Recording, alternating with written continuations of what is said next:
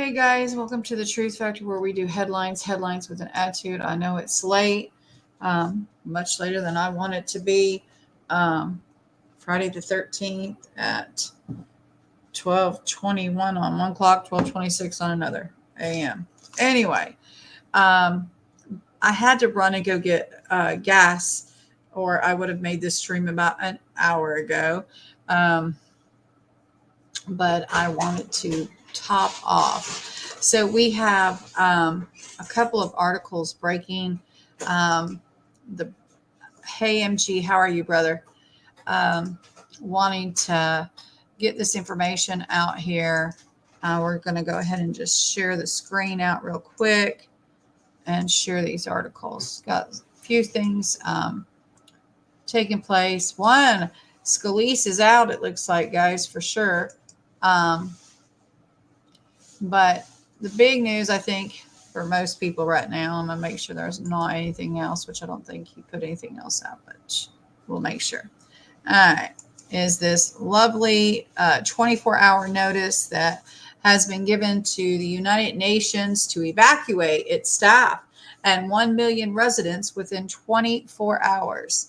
So as of 11 p.m. Eastern U.S. time on Thursday, October 12th, 2023, the State of Israel has informed the United Nations it must evacuate its staff to the southern Gaza Strip, south of Wadi Gaza, and it is informing the 1 million Palestinians in the evacuation area they have 24 hours to leave.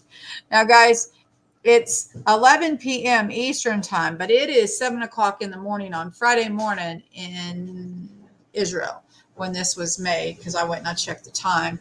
So it'll be 7 o'clock, I guess, Saturday morning. But anyway, either however it goes. So the State of Israel has informed the United Nations it must evacuate its staff to southern Gaza Strip, south of Wadi Gaza, and is informing the 1 million Palestinians the evacuation area. They have 24 hours to leave. They must all be south of Wadi within 24 hours. And we'll go back up here, and this is where the Wadi thing is. And this is where they're telling them to leave to get to here. They must all be south of Wadi. On the map, the top of the story, the bright in the line box is the area that must be emptied. Everyone presently in that box must move to the south of the box. Anyway, so it appears that the Israeli ground invasion of the northern Gaza Strip will commence shortly after 24 hours from right now. So I don't know about you, but I don't know how you move 1 million people within 24 hours. But anyway, there has been an update. It says at 12:37 a.m.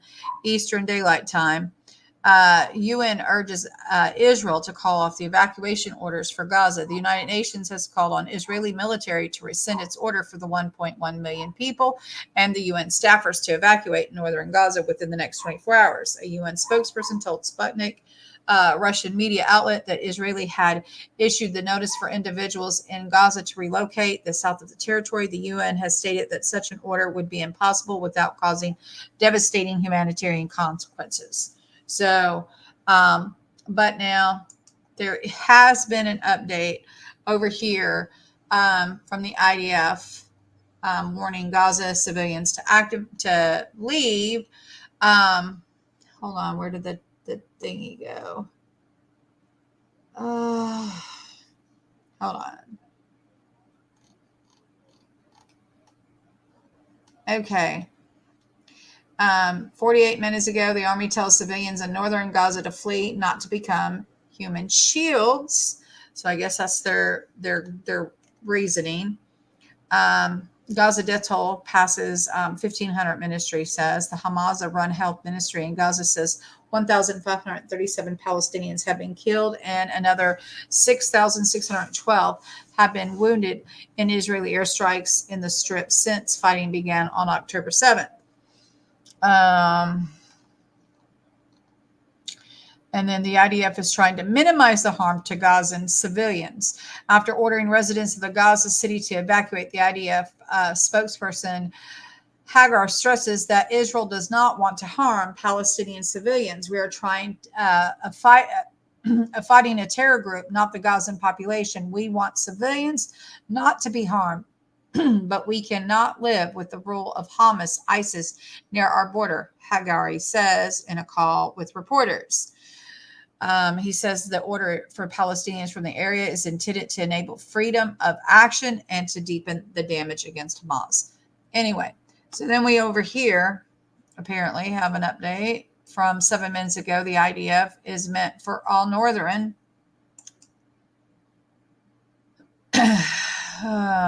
No, that's not the one I wanted.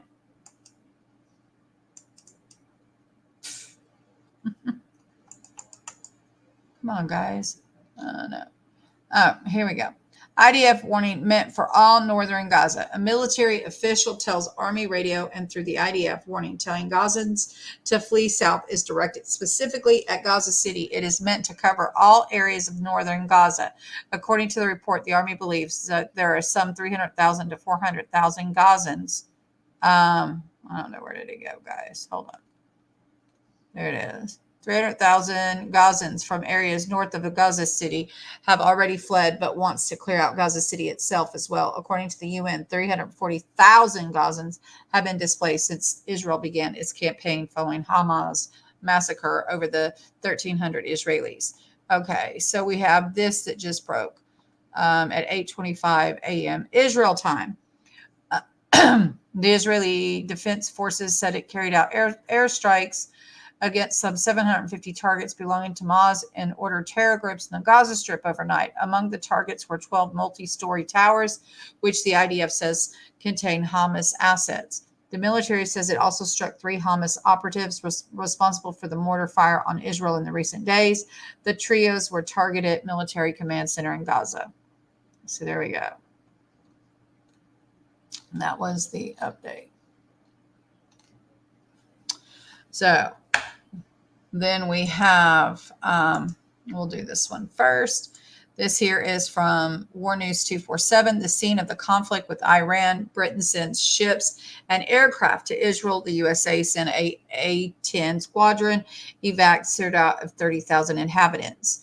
War preparations that appear to target Iran are taking place in the Middle East. Great Britain, following the United States, decided to support Israel militarily by sending Royal Navy ships off the coast of the country. At the same time, the British Air Force will begin conducting surveillance flights over Israeli territory. At the same time, the U.S. is sending to bases in the Middle East the 354th Squadron with 8-10 Thunderbolt II. These aircrafts are in addition to the 75th Fighter Wings A's-10s already in the area. Additional F-16s, F-15s, and F-35s have already been sent. Recall that the United States decided to send 2 groups of aircraft carriers to the coast. The first, led the USS Gerald, also includes cruiser Normandy and the destroyers Thomas Hudner, Ramage, Roosevelt. The U.S. Eisenhower will be joined by the guided missile cruisers San Jacinto and Villa Gulf and the destroyers James William, Truxtun, and Trout. Yesterday, the U.S. also mobilized the 26th Marine Expeditionary Unit with the amphibious assault ships, the USS Baton and the USS Carter Hall, with approximately 3,000 Marines at the same time.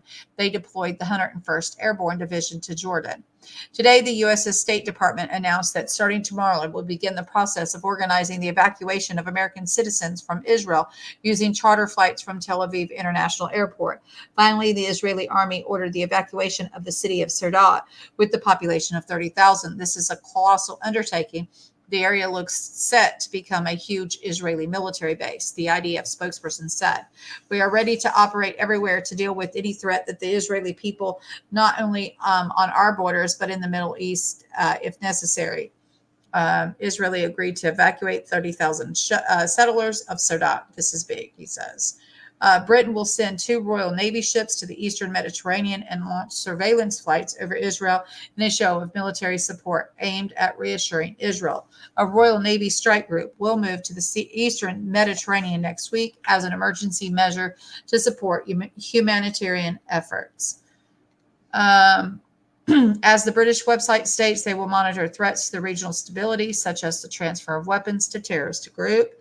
The first carrier's Merlin helicopter is in a full hospital, but because it has weapons, it cannot be considered a floating hospital and carries special markings according to the Geneva Convention. The second ship is an amphibious and can carry up to 24 Challenger, 2 tanks, or 150 light trucks, as well as Marines. Both ships are currently in Oman. In addition, the UK will launch reconnaissance flights over Israeli territory with RC-135 Rivet Joint Reconnaissance Aircraft, Boeing P-8 Poseidon anti-submarine warfare aircraft based at the Akortori military base in Cyprus. In a statement, the UK Prime Minister Rishi Sunak highlighted it. At the same time, the United Arab Emirates warned that Assad in Syria is not to intervene in the Hamas-Israeli war and not to allow attacks on Israel from Syrian soil. Emirati officials sent their message to high-ranking Syrian officials and briefed the Biden administration on their communication with the Syrians, according to the two sources. Yeah. Anyway, so obviously a lot of stuff is taking place. I don't have this stuff in a Wixit, guys. I don't, but there is the links for all of these articles in the description of the box below, guys. Okay. We also have Steve Scalise drops out of the speaker race and explains his reasons for doing so. And basically he says because he couldn't get enough votes because some of the Republicans will not give him his vote, but they will give Jim Jordan. So Jim Jordan is throwing his name back in the hat, I guess, and is going to have another run at it. But it says it's been quite a journey and there's still a long way to go. I just shared with my colleagues that I'm withdrawing my name as a candidate for the speaker designee. If you look over the last few weeks, if you look at where our conference is, there is still work to be done. Our conference still has to come together and is not there. There are still some people that have their own agendas. This House of Representatives needs a speaker and we need to open up the House again, but clearly not everybody is there and there's still schisms that have to get resolved. Anyway, but it wasn't going to happen today, wasn't going to happen tomorrow. It needs to happen soon, but I withdraw my name and I appreciate the interest you all have. And along the way, we still have work to do. We have to get this done.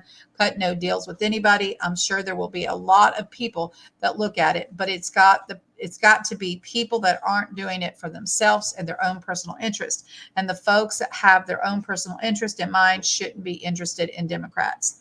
Anyway, so that broke at 7:30 tonight, guys. And I think before we did Bible, but hey, anyway,